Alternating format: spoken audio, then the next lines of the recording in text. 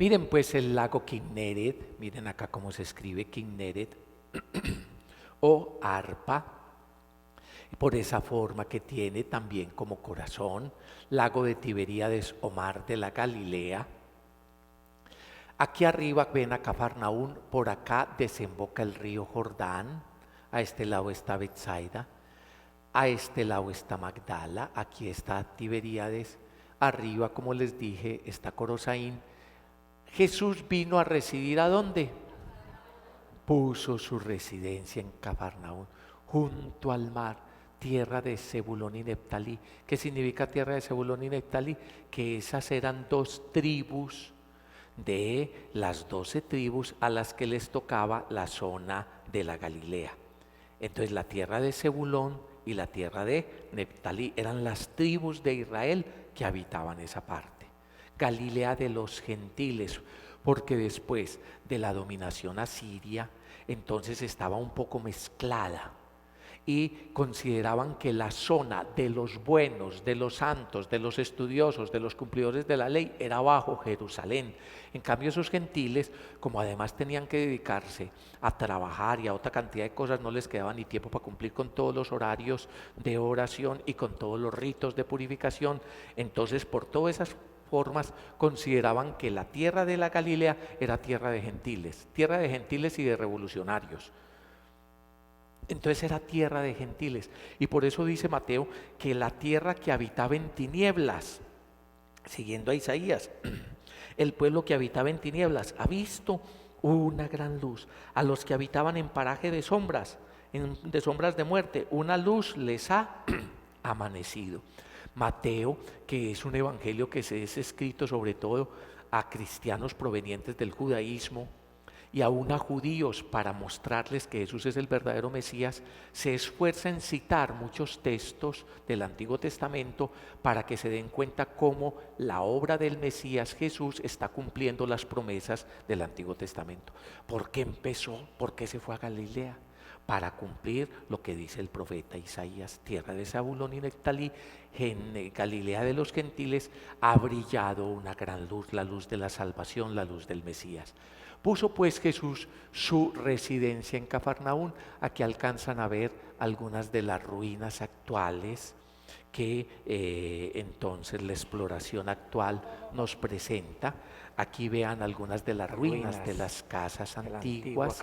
Aquí una sinagoga construida un poco posterior, pero también siglo III o IV, sobre las ruinas de la sinagoga antigua.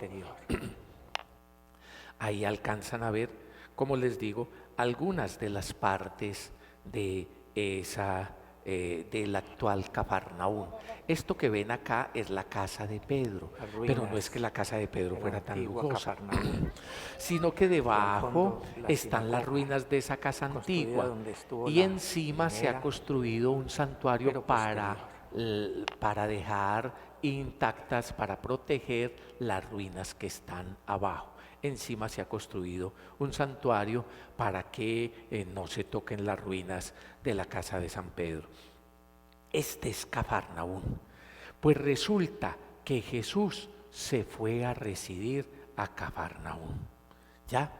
Como ustedes ven y recuerdan Mateo 4:12, cuando oyó pues que Juan Bautista había sido entregado, se retiró Jesús a la zona de Galilea. Dejando Nazaret, se vino a residir ¿a dónde? A Cafarnaún. Desde entonces Cafarnaún es la ciudad de Jesús. Busquen Mateo capítulo 9 verso 1. Mateo capítulo 9 verso 1. Va a tener una expresión interesantísima que cuando uno entra a Cafarnaún, muy bien los padres de la custodia de Tierra Santa, los franciscanos de la custodia de Tierra Santa, han puesto ese letrero en toda la entrada: la ciudad de Jesús, la ciudad de Jesús. Entonces, ¿qué dice Mateo 9:1? Después de esto, Jesús subió a una barca, se ve que estaba al otro lado, pasó al otro lado y se vino ¿a dónde? Dizque a su ciudad, a su pueblo. ¿Y cuál es el pueblo y la ciudad de Jesús? No había nacido pues no se había criado pero ahora estaba residiendo en Cafarnaún. ¿Y por qué estaba residiendo en Cafarnaún?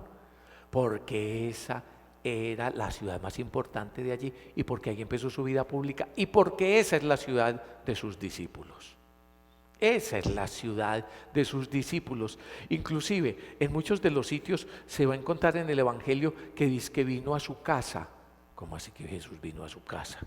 Y fue que compró casa, pues Jesús veraniega allá al pie del lago de la Galilea. No, es que la casa del discípulo es la casa del maestro, es que la ciudad del discípulo es la ciudad del maestro, es que hasta la suegra del discípulo. Bueno, lo que les quiero decir es que Jesús entonces está donde están sus discípulos y la vida del discípulo es la que él asume para transformarla desde adentro. A esta altura me hacen el favor y empiecen así como a mover los hombros. De un lado para que despierten, para que hagan pausas activas, para que se acomoden, empiecen a mover los hombros. ¿Qué tiene que ver conmigo? Ruinas de la Y ese casa que de tiene que Pedro, ver conmigo los invito a la reflexionarlo iglesia desde la casa de posterior en Pedro. forma octogonal. Miren la casa de Pedro. Esta es la parte de abajo. La parte de abajo. Son las ruinas de la casa de San Pedro. ¿Sí le están viendo octogonal? Las primeras comunidades. A ver, la casa de Pedro no era octogonal. La casa de Pedro era como cualquiera de esas casas que las ruinas antiguas van a mostrar. Mírelas ahí. Son casas unas pegadas a la otra, todas estas 3 o 4 cuadras alrededor son de ruinas ya excavadas, La sinagoga. ¿ya? Y entonces son casas que tienen una parte adentro, otra parte para los animales. Esas son casas hechas de este tipo de piedra, de basalto, de la región, piedra volcánica que sobreabunda allí en esta zona de Tiberíades. Y entonces, en medio de esas ruinas, ahí también, ahí cerca al lago, está la casa de Pedro. ¿Por qué sabían que era la casa de Pedro? Porque estaba hecha de piedra. ¿Por qué sabían que era la casa de Pedro? Mire, lo mismo que ocurre en toda cultura. Los sitios importantes se van convirtiendo en sitios de veneración, de memoria y de reverencia, y si es en motivos religiosos, de culto, ¿ya? Lo mismo que ocurre en cada sitio. Entonces sería lo mismo que preguntar, ¿y cómo sabemos que en esta casa sí fue la casa donde creció, donde murió Simón Bolívar? O por los vecinos, dice allí. No. ¿Cómo sabemos que esta fue la casa donde tal cosa? Por la historia que va pasando de generación en generación y que según la importancia entonces llega a ser objeto de reverencia, objeto de visitas, objeto de memoria, y si es con motivos religiosos, que esta es la casa donde creció Santa Laura Montoya, que esta es la casa de San Francisco, que esta es la casa de Santa lo cual, porque de generación en generación entonces se va transmitiendo y ya rápidamente se convierte en sitio de peregrinaciones y en sitio de culto. Tanto que ya rápidamente entonces la casa de Pedro hicieron una domus ecclesia, una iglesia doméstica. Y construyeron en forma octogonal alrededor de las ruinas primitivas de la casa de Pedro. ¿Por qué octogonal? ¿Cuántos días tiene una semana? Muy bien, nos vemos de aquí 8 días. 7 días tiene. Y los cristianos nos inventamos una cosa rara. Nos vemos de aquí 8 días. ¿Cómo así? ¿Cómo así? Un día tiene, una semana tiene 7 días. Una semana tiene 7 días. Es el sentido de la menorá que le están trayendo por acá, y entonces vamos a traer la menorá para aprovechar la explicación. Ese 7, el sentido de la menorá, aquí está muy bien, qué hombre tan cuidadoso, eso está muy bien. Muy bien, muchas gracias.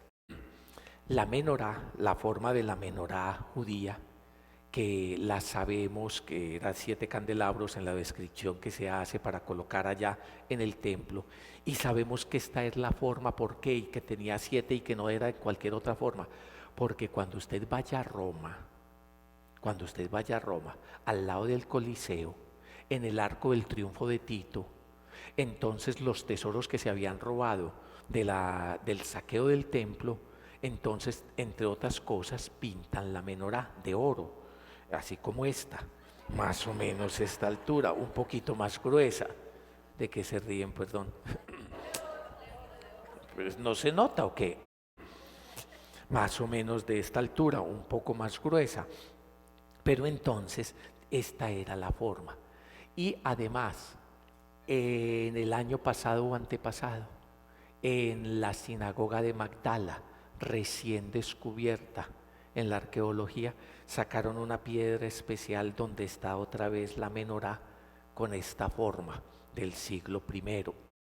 Entonces esta es sin duda la forma de la menorá del candelabro antiguo que estaba en el templo. Tiene 7. ¿Y por qué? Porque significa la totalidad. ¿Y por qué la totalidad de esas coordenadas que yo le hablé? Tiempo y espacio. Hablar de tiempo, el hebreo, es como nosotros que decimos pasado, presente y futuro. Y hablar de espacio es de hablar de oriente, occidente, norte y sur. 4. Y entonces el tiempo más el espacio es 7. Y entonces es la plenitud de los ojos de Dios, explicará Zacarías, de la presencia de Dios que lo llena todo y está siempre presente en todo el tiempo y en todo el espacio. Y es un poco el sentido de la semana primera de la creación, la totalidad pues de la creación. ¿Por qué 8? El primer día de la semana, el primer día de una nueva semana, el día de la resurrección, el día de la nueva creación, el día de la realidad nueva y de la creación nueva que Dios en su Hijo Jesucristo ha hecho, la nueva creación. Entonces ese es el sentido del 8. Es el primer día de la nueva semana. De por cierto, una nueva semana que ya no tiene sino un solo día. A partir de Jesucristo resucitado, todos los días son domingo. A partir de Jesucristo resucitado, entonces es que continúa esta creación primera, este tiempo y espacio, pero que Dios en su Hijo Jesucristo ya ha inaugurado. Él es el primero, el primogénito de la nueva creación. Entonces por eso nosotros los cristianos no nos reunimos con todo el peso que tenía para el hebreo el Sabbat, ¿ya? El sentido de santificar la semana, sino que nos reunimos el primer día de la nueva creación, o sea, el domingo, el día nuevo que representa que Dios en Jesucristo ha hecho nuevas todas las cosas. Y eso en la misma construcción las comunidades cristianas primitivas la representaban construyendo sus primeras iglesitas, templos, domus ecclesia, iglesias domésticas en forma octogonal. Cuando usted va a todos esos templos antiguos va a encontrar que tienen forma octogonal. Por eso, por el 8º día. Muy bien, entonces ven pues las ruinas de la casa de Pedro y hasta por acá voy llegando. Les dije que levantaran los hombros. Hasta aquí donde llegamos. Hemos estado haciendo una introducción geográfica, colocándonos en el contexto, leyendo algunos de los textos que corresponden, para hacer lo que les había dicho, un estilo de teología desde la geografía. Que a nosotros cada uno nos tiene que ir diciendo cosas como estas. Dios sí se interesa por mi vida real. Nosotros no somos de ese tiempo, somos de este siglo, de este milenio. Nosotros no somos de esa geografía, somos de esta geografía. Nosotros no hacemos parte de esa cultura, hacemos parte de esta cultura. Pues también, así como el Dios vivo se encarnó, se hizo carne, asumió ese tiempo, asumió esa geografía, asumió esa cultura para desde adentro iluminarla. El pueblo que andaba en la oscuridad de tinieblas y de muerte ha visto una gran luz. Para recibir la buena noticia del reino, comenzó Jesús a proclamar que el tiempo se ha cumplido, que Dios ha venido a actuar, a reinar en esta historia. Así Él que es el mismo ayer, hoy y siempre, y que llena toda la tierra, así hoy en tus cosas, en tu tiempo, en este mi tiempo, en esta mi geografía, mi casa, mi hogar, mi trabajo, en esta mi cultura, la manera como me cultivo mis relaciones familiares, mi lengua, mi raza, mi sociedad. Él está encarnando. El Dios vivo acontece en la realidad, acontece en mi vida actual.